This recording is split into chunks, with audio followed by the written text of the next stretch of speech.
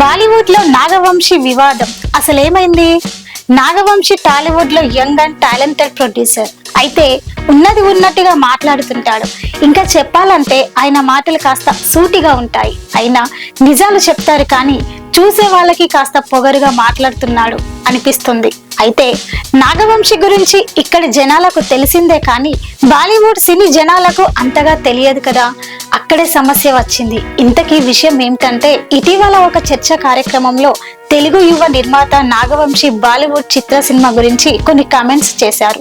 ఆ కామెంట్స్ ఏంటంటే, పుష్ప 2 బాలీవుడ్ లో ఫస్ట్ డే 80 కోట్లు కలెక్ట్ చేయడంతో బాలీవుడ్ లో చాలా మందికి నిద్ర పట్టి ఉండదు అన్నాడు.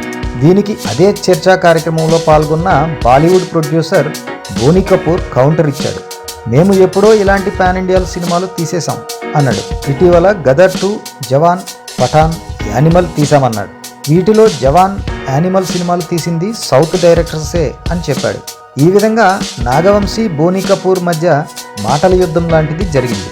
ఈ ఇంటర్వ్యూ చూసిన బాలీవుడ్ జనాలు నాగవంశీని విమర్శించడం స్టార్ట్ చేశారు. దాంతో సిద్ధార్థానంద్ వంటి పెద్ద దర్శకులు మొదలు హన్సల్ మెహతా వంటి సీనియర్ దర్శకుల వరకు అందరూ నాగవంశీని తప్పుపడుతున్నారు.